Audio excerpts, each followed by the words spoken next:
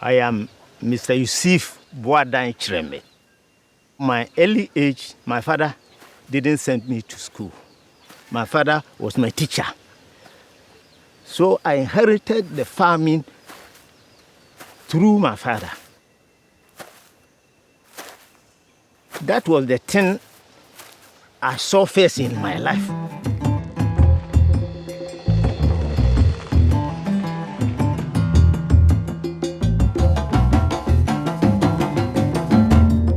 Forests play a major role in the growth and development of Ghana and its environment. However, the country has lost over 60% of its forest cover, and currently, deforestation rate is approximately 2% per year, which means that 20% of Ghanaian forests and biodiversity would disappear in a 10 years period. Some of the major deforestation drivers are agricultural expansion and cocoa monoculture, illegal logging practices, population and development pressures, mineral exploitation, and mining. All the trees they are cutting. So when I get chance to come here in 1995, I came and find the land barren. There were only 5 trees. Then I decided so that I'm coming to cultivate all this area to become very, very attractive. The problem faced by Yusuf and his wife is broadly shared by all the farmers of Ghana. REDD+ aims to provide solutions to their challenges.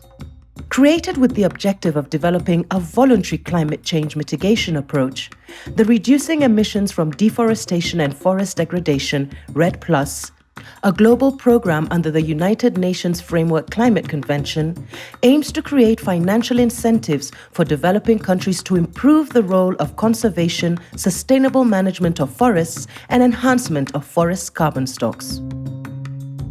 REDD+ goals in Ghana are to significantly reduce emissions from deforestation and forest degradation by 40% over the next 10 years, whilst at the same time address threats that undermine ecosystem services and environmental integrity. Our national REDD+ strategy has been developed. So now we are working on designing an emission reduction program that is targeting the cocoa forest and mosaic landscapes of Ghana. Currently, REDD+ Ghana has just finalized its first readiness phase and is in the process of piloting initiatives for scale-up. Some of the most relevant ones are the following.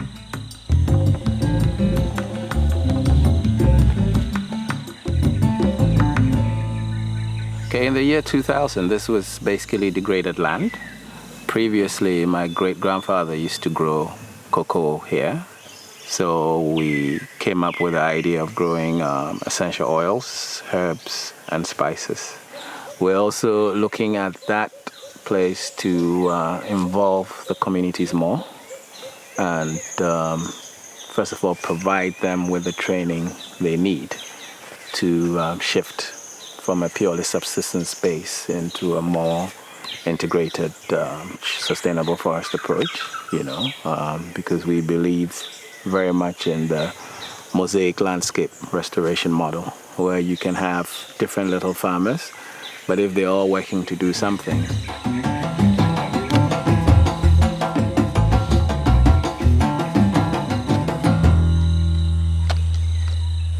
With the coming on board FIP project and REDD, yes, we started first with mobilizing the communities, sensitizing them about the need to bring more trees into the ecology or the environment. We are now moving outside, stretching a little into cocoa smart agriculture, food crop with integration agroforestry.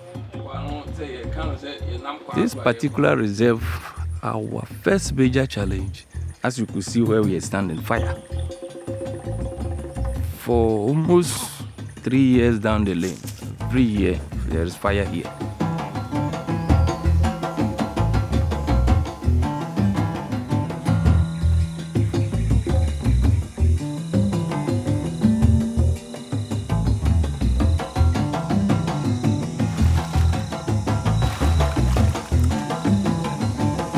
Where we are is the tree seedling nursery of the Forestry Research Institute of Ghana, where we raise a lot of seedlings of all species for plantation development in Ghana.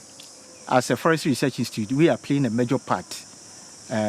We are supposed to provide high-quality seedlings to farmers throughout the country to plant them on their farms. So we are part of the FIT program.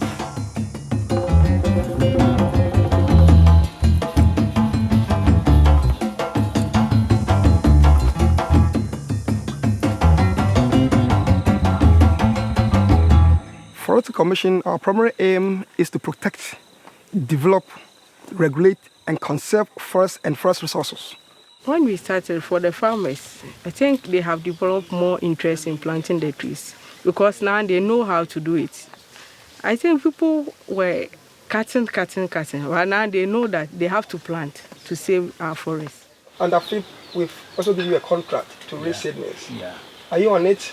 Yeah. Are you raising the seedlings? I'm trying to put them on a land to germinate them before I put them in a rubber to grow a little bit. Young people today, they after quick money. You see, because of the quick money, when you tell them to stop, they won't mind. But always where there's quick money, quick trouble also come.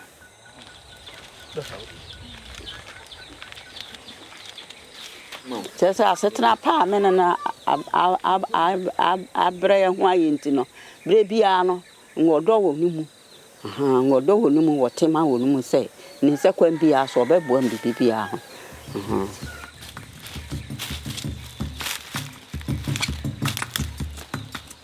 That this climate which we experience now is now getting worse and worse. So they should also, if they want to live a good life, they should also continue to plant the trees. By implementing REDD+ actions, Ghana not only ensures the conservation of its national biodiversity and heritage values, but also improves people's lives by adopting smart agricultural techniques and contributes to the global fight against climate change.